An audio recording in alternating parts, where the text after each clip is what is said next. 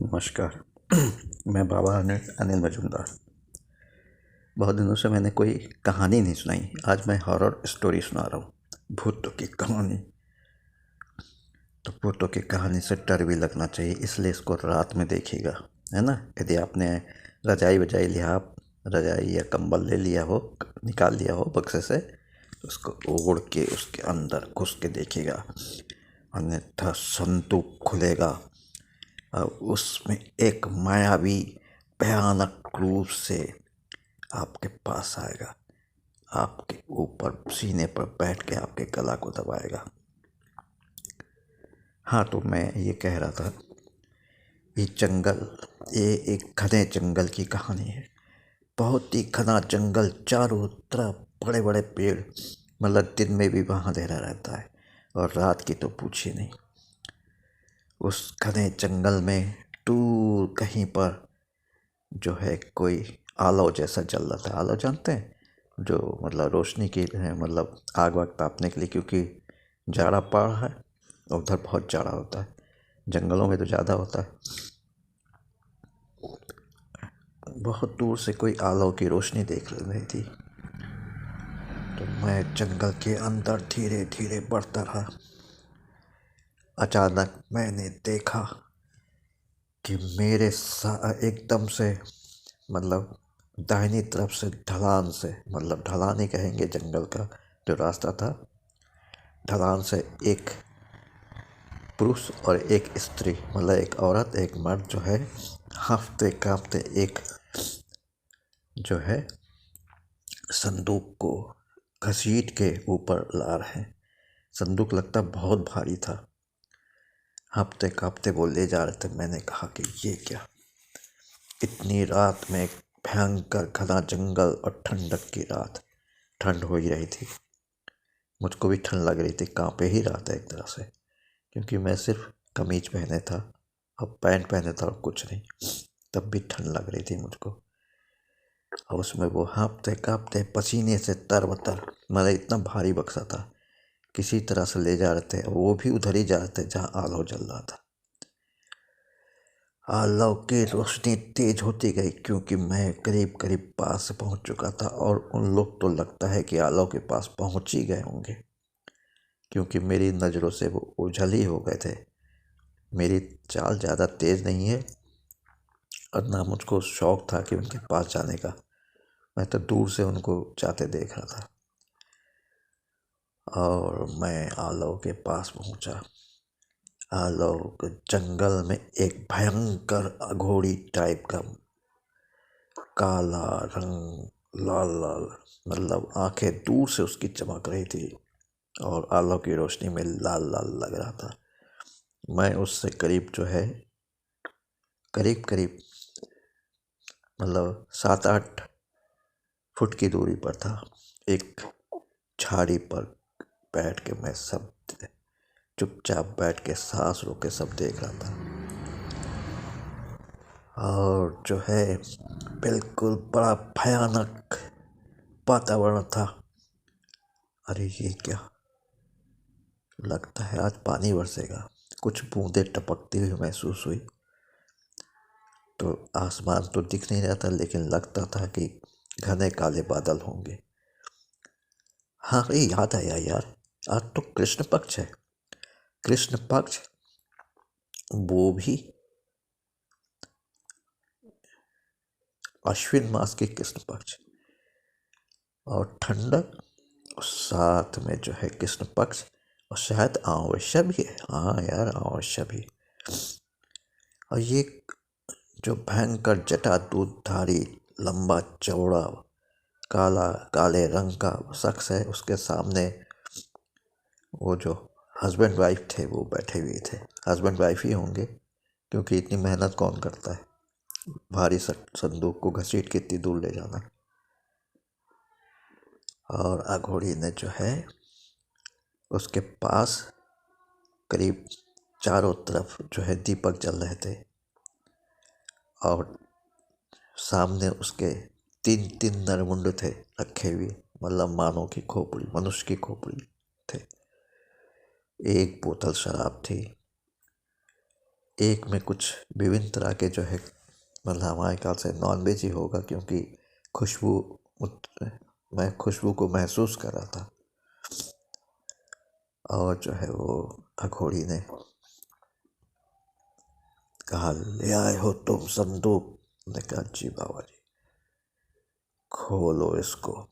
तो उसने कहा, बाबा जी मैं नहीं खोलूँगा, ये बहुत ही उत्पाती है, भयंकर प्रेत है, इसने हमारा जीना हराम कर दिया है, तो मैं इसको नहीं खोल सकता। उन्होंने कहा, खोलोगे नहीं तो क्या मैं खोलूँगा? मैं तुम्हारा बाप होता हूँ क्या कि जो कहोगे वही मानूंगा? खोलो तुम।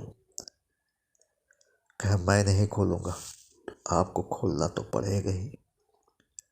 खैर दोनों ने किसी तरह से डरते डरते संदूक की जो छिटकनी होती है, संदूक बड़ा था, उसको खोला और चारों तरफ से हाउल होने लगा। हाउल मतलब भेड़िए कुछ रो रहे थे, कुछ अजीब सी आवाज़ में ऐसे कर रहे थे। भेड़िए बहुत, आप कभी डिस्कवरी चैनल देखिए तो भेड़िए को देखिए कि भेड़िए कैसे मतलब अजीब से आदमियों जैसे हिनहिनाते हुए मतलब करते हैं। उनकी भाषा ही होती है, उनकी आवाज़ ही होती है। चारों तरफ भेड़ियों की आवाज़, उस आवाज़ से डर के पेड़ के ऊपर बैठे हुए कौवे और चिड़िया फड़फड़ाकर जिधर मन चाहा उड़ने लगे। इतने में ही एक बड़ा सा चमगादड़ आया और आकर जो है मुझसे टकराया और मेरे गले के पास पहुंचा। पता नहीं क्या करना चाहता था, मैंने झटक के उसको भगा दिया, मारा और फेंक दिया दूर, और कोशिश ये की ज़्यादा आवाज़ ना हो। वो आवाज़ चारों तरफ सुन ली। संदूक खुला। अब खुलते ही उसमें से एक भयंकर सी आकृति निकली। वो जो है एक 15-16 साल का लड़का था, और निकलते ही उसने कहा, भूख लगी है, मैं इसको खाना तो मैं सबको खा जाऊंगा। अघोड़ी ने मंत्र पढ़ते हुए, कुछ हमारे ख्याल से उड़द के दाने थे, उड़द की दाल के दाने, मंत्र पढ़ते खींच के उन खोपड़ी पर मारा। एक खोपड़ी सनसनाती हुई उड़ी और उड़ के जो है लगातार उस लड़के के जो है सर के ऊपर चारों तरफ चक्कर लगाने लगी। और अघोड़ी ने कहा, तू खाएगा? तो कहा, मैं खाऊंगा। अघोड़ी ने एक फिर उड़द के दाने निकाले और मंत्र पढ़ के फेंका, और फेंकते ही जो है वो बिल्कुल एक काली सी औरत के रूप में प्रकट हो गई। उसके बाल खुले थे, दांत बाहर निकले हुए थे, और उसकी आंखें चल रही थी। उसके हाथ में एक बड़ा सा गणासा टाइप का था। पता नहीं वो देवी थी कि प्रेतनी थी कि पिशाचनी थी, नहीं मालूम। अकोई ने कहा, जा इस भूखे लड़के के लिए खाना ला। उसने सर झुका के कहा। फिर अरे ये घोर आश्चर्य, एक बड़ी सी थाल में कम से कम 40-50 पूड़ियाँ और साथ में सब्जी और भी बहुत कुछ, और साथ में जो है एक पूरा भुना हुआ मुर्गा रखा था। अघोड़ी ने कहा, ये जो सामने लड़का है भूख भूख चिल्ला रहा है, इसको तो जो है उस मायावी औरत ने उसको जो है उसके सामने थाल रखा। आप विश्वास नहीं करोगे, 40-50 से ऊपर ही पूड़ियाँ रखी होंगी, और कम से कम 1 किलो सब्जी होगी, एक पूरा मुर्गा, और भी बहुत कुछ मिठाई सिठाई सब कुछ थी। और वो बिल्कुल ऐसे खाने पर टूट पड़ा जैसे कि क्या कहते हैं, उसको कभी खाना ना मिला हो।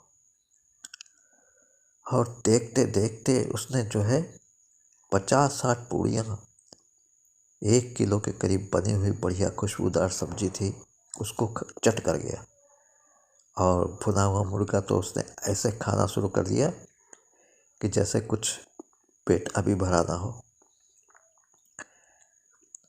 फिर बोला, मुर्गा खा के उसकी हड्डियां तक चबा गया और फिर बोला, और भूख लगी है, और भूख लगी है, खाना दो, और भूख लगी है, खाना दो। अघोड़ी ने फिर जो है क्या कहते हैं, वो जो मायावी औरत खड़ी थी उसको कहा, दे इसको खाना। फिर उसके लिए वही पूरा थाल आ गया, और जो थाल सामने रखा था उसमें पता नहीं कहाँ से पूड़ियाँ कौन रखता चला गया, ढेर सारी सब्जी, मिठाई, और फिर मुर्गा वो खाने लगा। अरे बाप रे बाप, मैंने देखा है लोगों को खाते हुए, मैं भी 8-10 पूड़ियाँ तो खा ही जाता हूँ, लेकिन भैया ये तो 100 से ऊपर पूड़ियाँ हो गई, और 2 किलो के करीब सब्जी, और दूसरा मुर्गा उसने जो है देखते देखते सब चट कर लिया। फिर कहा, और खाना दो, और खाना दो। अघोड़ी ने कहा, इसको खाना खिलाओ, इसको जो है पूरी जो है बकरी की भुनी हुई टांग खिलाओ। और जो इतने में ही जो है बहुत जोर से जो है क्या कहते हैं वही है, और उसकी थाली पर पूरे बकरे का टांग भुना हुआ, मतलब मसाला लगा हुआ, भुना हुआ, बहुत अच्छी खुशबू आ रही थी। उसने दोनों हाथों से टांग को उठाया, मतलब जांग से लेके और नीचे एड़ी तक का पूरा टांग था, उसको लेके कबड़ कबड़ कबड़ कबड़ खाने लगा। और सर्वनाश, इतना तो कोई खा भी नहीं सकता। उसने पूरी टांग को चबा के वो कर दिया, जो हड्डी उससे चबाई नहीं गई उसने उसको फेंक दिया। फिर कहा, और खाना दो। अघोड़ी ने कहा, और कहाँ से खाना लाए, इतना तो खाना खा चुके हो, हैं? फिर जो खोपड़ी जो उसके ऊपर तैर रही थी उसको कहा, इसका मुंह को बंद करो, खाना बहुत हो गया, है ना। फिर जो है लड़का उस खोपड़ी के चक्कर में शायद शांत हो गया, फिर खाना नहीं मांगा, लेकिन अजीब अजीब सा हरकतें करने लगा। अघोड़ी ने पूछा उन औरत और मर्द से, जो कि शायद हस्बैंड वाइफ होंगे, कहा कि ये कौन है। कहा, गुरु जी, बाबा जी, ये जो है अघोड़ी, ये जो है हमने इस बालक का अपहरण कर लिया था, किडनैप, और उसको जो है क्या कहते हैं, मैं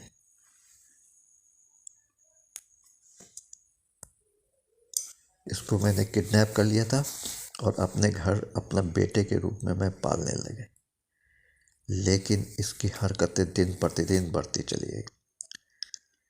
ये कच्चा पक्का कुछ भी हो खाना, मैं तो बनाते बनाते थक जाती हूँ, इसकी भूख नहीं मिटती, बहुत खाना खाने लगा। फिर एक दिन तो उसने मेरे को ही पकड़ लिया, और लगता था जैसे मेरा हाथ पकड़ लिया, हाथ को ही खाने की कोशिश करने लगा। जब उसके दांत लगे तो हम दोनों ने पकड़ के इसको संदूक में बंद कर दिया और आपके पास, नहीं तो वो इस समय हम लोग को खा ही चुका होता, हम लोग मर भी चुके होते, हम लोग का कंकाल पड़ा रहता, कोई जान ना पाता कि पूरा आदमी औरत के मांस को किसने खा लिया। और ये सुनते ही वो लड़का की उसने मतलब अपनी मतलब जिसने किडनैप किया था औरत ने, उसका हाथ उसको खाने की कोशिश की, वो बुरी तरह से जैसे मिर्गी का मरीज हो हंसने लगा और जोर जोर से चीखने चिल्लाने लगा, कहने लगा, खाना लाओ, खाना लाओ। और एकदम से उठा और उस अघोड़ी पर झपटा, और अघोड़ी पर झपटा। अघोड़ी ने अपना चिमटा उठाया और बहुत देर से गर्म कर रहा था, उस चिमटा को लाल लाल चिमटा था, और उससे उठा के उसने जो दो मारा उसके, और मैं देखते हो कि चिंग लाल सुर्ख आग से तप के मतलब चिमटा अघोड़ी का धुआं निकल रहा है लाल लाल, और उस चिमटे को गरम चिमटे से उस पर कोई असर नहीं हुआ। अघोड़ी ने उसको 10-12 चिमटे मारे और वो उसके मुंह पर शिकन नहीं है, बस एक ही रट, खाना दो, खाना दो, मैं बहुत भूखा हूँ। घोड़ी ने कहा, देखो भैया उन लोगों से, ये तो जो है महापिशाच है। पिशाचों की दुनिया में एक जो सबका सरदार होता है ये, और ये खाना मांग रहा है क्योंकि इसकी भूख कभी भी ख़त्म नहीं होगी। अभी इसको मैं अपने मंत्रों के बल से यदि छोड़ दूं तो हम तीनों को भी खा जाएगा, सिर्फ कंकाल बचेंगे। तो आप जो है इसको पकड़ के किसी तरह से संदूक में बंद कर दीजिए और फिर मेरे साथ चलिए। मैंने कहा अब क्या होगा। उन दोनों ने उसको किसी तरह से पकड़ा। अघोड़ी ने भी सहायता की। मेरी भी इच्छा होती कि पहुंच जाऊं भैया उस लड़के को, 15-16 साल का लड़का, उसको पकड़ के मैं भी बंद कर लाने में उनकी सहायता करूं। लेकिन किसी भी अघोड़ी के पास बिना अनुमति के उसकी काम को, उसकी शैली को, उसके पूजा पाठ करने के तरीके को या मंत्र को जानने का प्रयास मतलब मौत होती है। तो मैं दूर से वही 7-8 फुट के झाड़ी में से उन लोग को देखने लगा। उन्होंने बड़ी मुश्किल से उसको पकड़ा, फिर उसको मोड़ तोड़ के उस बड़े से संदूक में बंद कर दिया। अघोड़ी ने एक पता नहीं कौन से, शायद भैंस के सींग का बना होता है एक, वो जोर से उसने जो है क्या कहते हैं उसको बजाया। और भैया उसी के साथ पता नहीं कहाँ से चीखते चिल्लाते भयंकर रूप से दौड़ते हुए प्रेत उनके चारों तरफ आने लगे।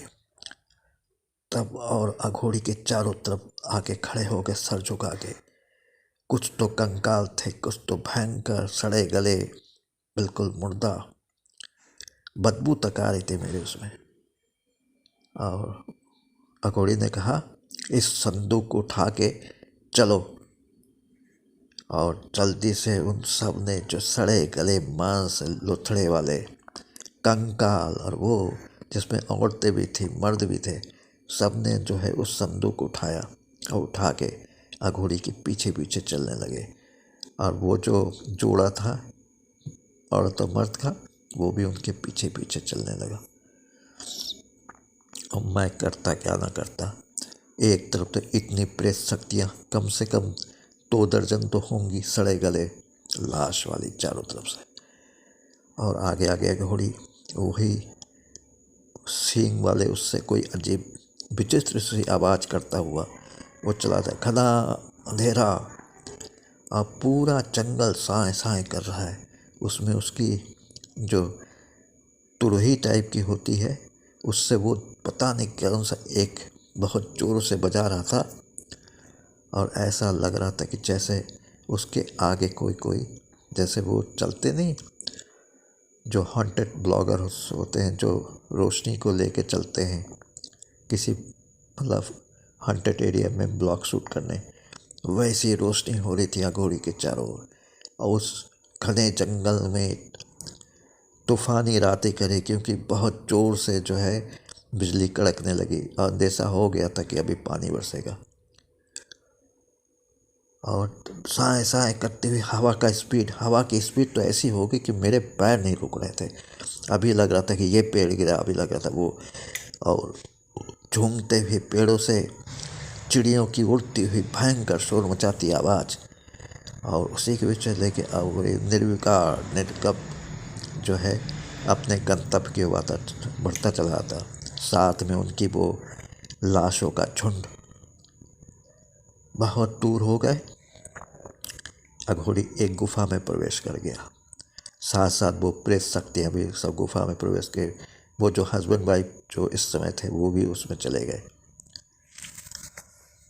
फिर थोड़ी देर में धड़ाम से आवाज़ हुई और गुफा का दरवाज़ा बंद हो गया। अब तो मेरा वहाँ रुकना खतरे से खाली नहीं था, क्योंकि मैं अंदर जा नहीं सकता।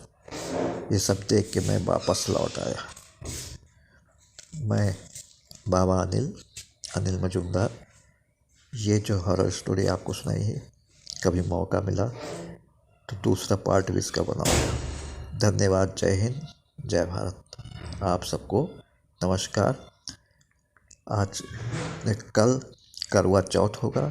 सभी बहनों को, शादीशुदा बहनों को और जिनकी शादी होने करवा चौथ की हार्दिक शुभकामनाएं। भगवान उनके पतिदेव को सदैव उनके साथ रखे, सदा सुहागिन हो। और कल चंद्रमा 8:20 तक करीब निकलेगा और आप लोग व्रत के कारण भूखे प्यासे होंगे। सभी बहनों को मेरा, मुझसे बड़ी उम्र में बड़ी बहनों को और छोटी बहनों को प्यार, आशीर्वाद करवा चौथ की। नमस्कार, जय हिंद, जय भारत।